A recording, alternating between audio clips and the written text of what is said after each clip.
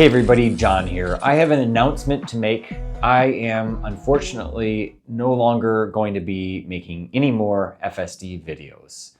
I have decided that my car is too old. It's not worth it for anybody to watch those videos, so I'm officially retired. No, I'm just kidding. I will continue to post full self-driving videos.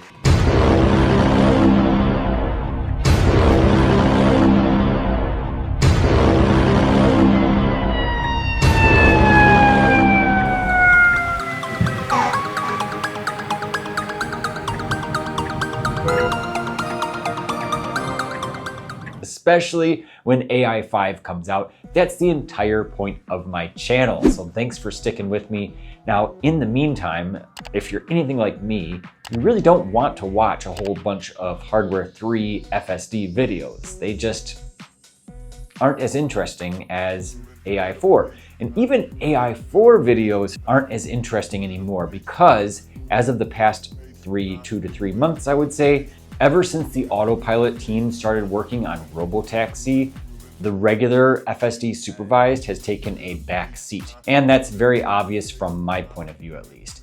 So what can we do in the meantime? Well, there's plenty of stuff to talk about. One comment that came in from one of my followers, BigFish1026, he said, Hardware 3 cars are quickly becoming dinosaurs.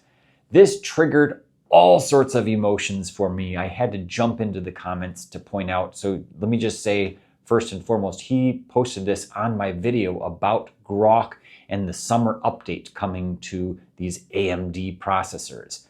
Now, it's very, I would say, first nature, or very natural to say, oh man, I'm really being left in the dust and this just keeps happening. It's very easy as a Hardware 3 owner to feel like you are being left behind. My thoughts on this and in response to the comment here. I believe that Tesla in some ways is doing this on purpose. I think that they are excluding key features like Grok that are evidently very trendy and very attractive for a lot of owners. They are excluding these on purpose in an effort to get those older owners. A lot of these owners bought their cars, like myself, 6 or 7 years ago.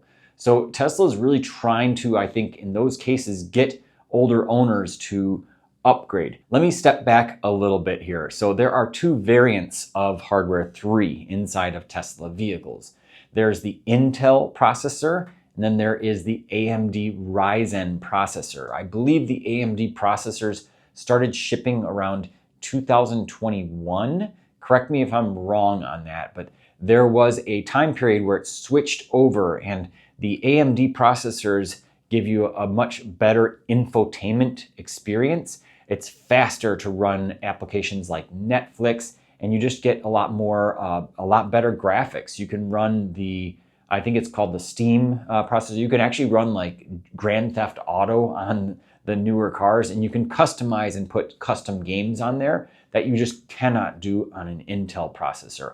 Also, features like the browser, they're a little bit faster. The interface supports the park where you can zoom around, and also with the auto park, when you zoom into the parking spaces, when you're going really slow speeds, you can see everything in 3D. That was kind of the biggest change that was noticeable for me as an Intel owner, where it was like, oh man, fear of missing out. No, this is not good. But as soon as FSD started lagging behind, that's when I really felt it. That's when I was really like, oh, I gotta upgrade.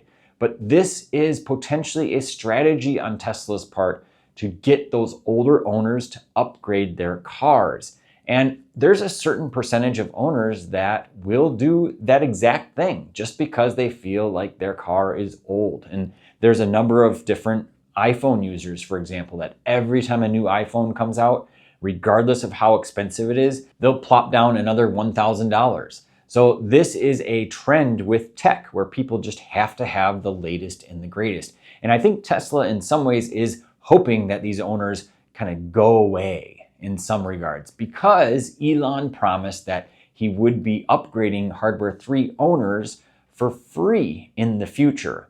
Now, I believe that there are going to be a lot of asterisks and fine print on that. This is my personal opinion, but the cost of doing that is going to be very expensive.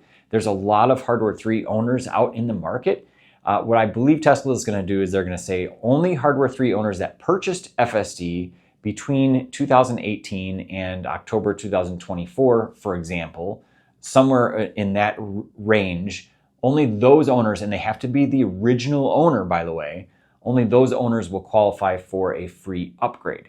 So there's going to be little asterisks to limit the amount of money and cost, because that is going to be very expensive for them. Now, what costs the most? It's going to be the labor. There's going to be time involved to swap this out. It's not just going to be a one-for-one replacement.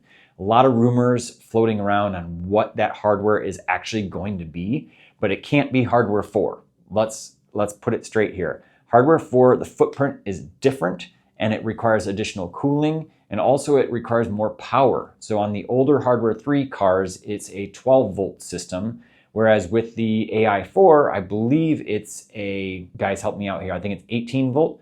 It's a higher voltage, and I think the next one's going to be 48 volts with AI5.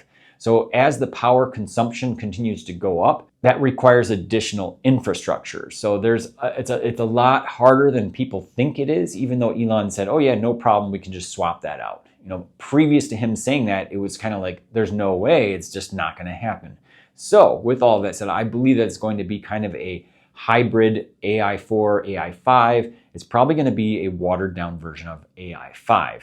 Now, in my opinion, Tesla is learning from this experience, and they've probably learned a lot before going from Mobileye, and then they went from 2.5 to 3. They know that this is going to be a trend where they have to continually swap out the hardware. And my belief is that they're doing their very best to create a one-size-fits-all configuration within these vehicles to future-proof themselves. Hardware 3, is it a dinosaur? I think it is in some regards when it comes to FSD, but with a lot of these other features, I feel like it is still possible, there's still bandwidth. It's rumored, however, that these features will be coming to the older cars eventually. It's just going to take some time.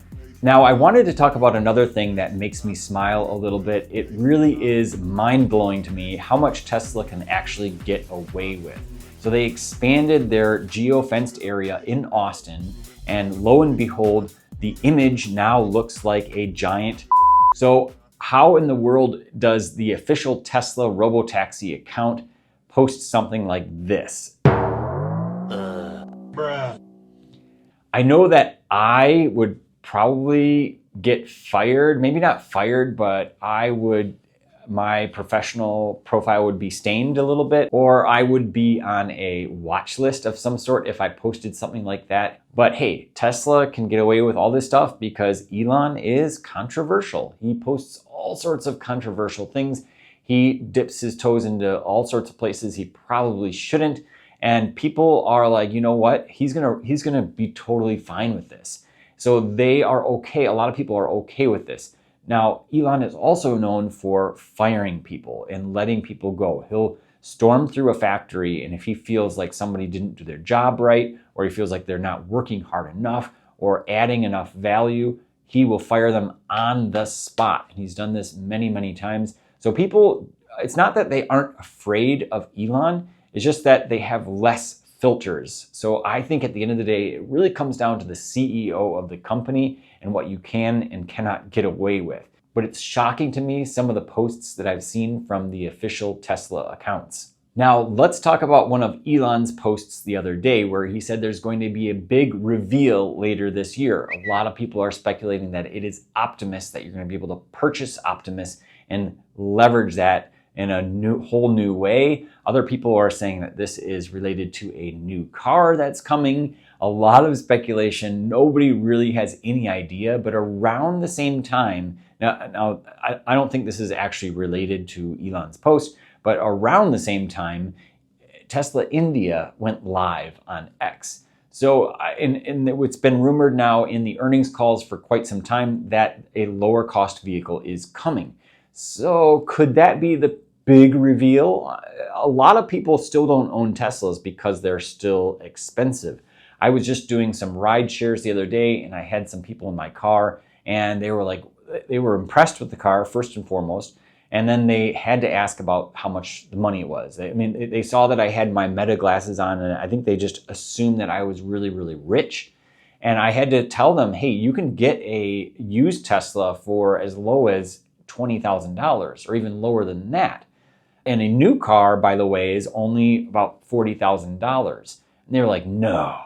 And they're like, I thought they were at least 70. I'm like, no, there you can get a brand new Tesla for $40,000.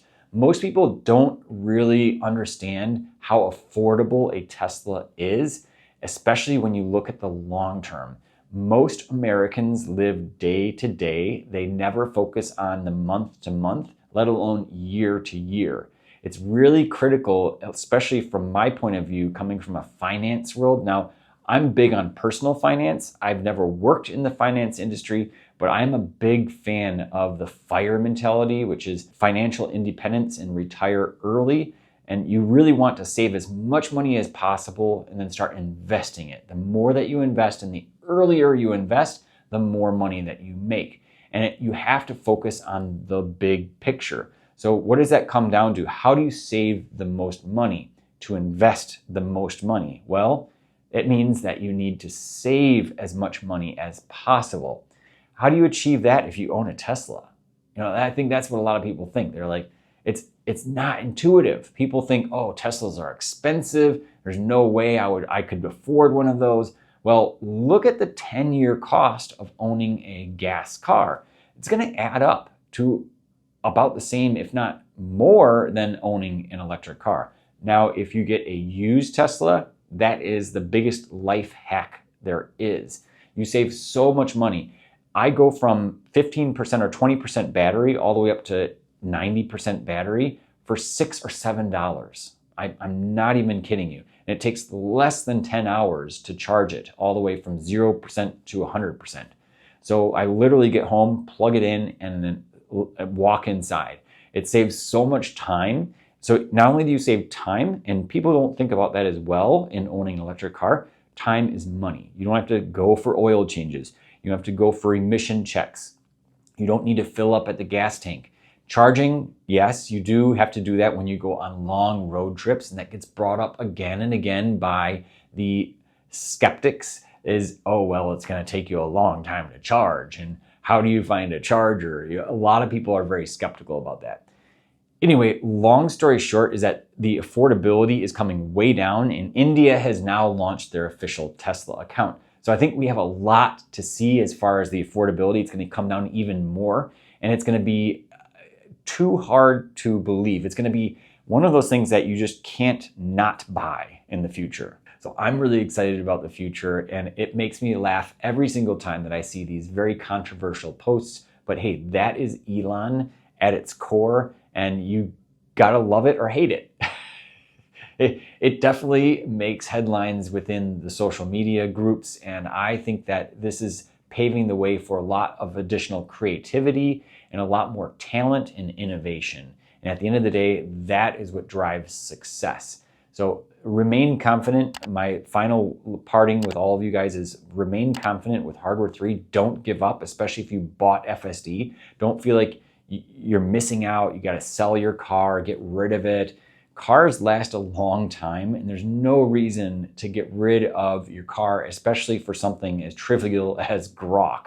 Hang in there for FSD. We're all going to be upgraded at some point when unsupervised becomes a possibility, and I think that day is coming a lot sooner than people think. Stay with me for future videos like this. In addition, I will be posting more FSD drives. I have one I'm editing right now in downtown Chicago. Even though not everybody wants to see full self-driving videos, I am going to be trying to take new approaches to those videos to make them a little bit more interesting with less commentary perhaps, and a little bit more focus on the core issues. Because the core issues, there still are issues in Chicago compared to other areas of the country, and it's really important to recognize those and hone in on those to figure out how they could possibly be improved in the future. Thanks for watching, and until the next one, have a great day.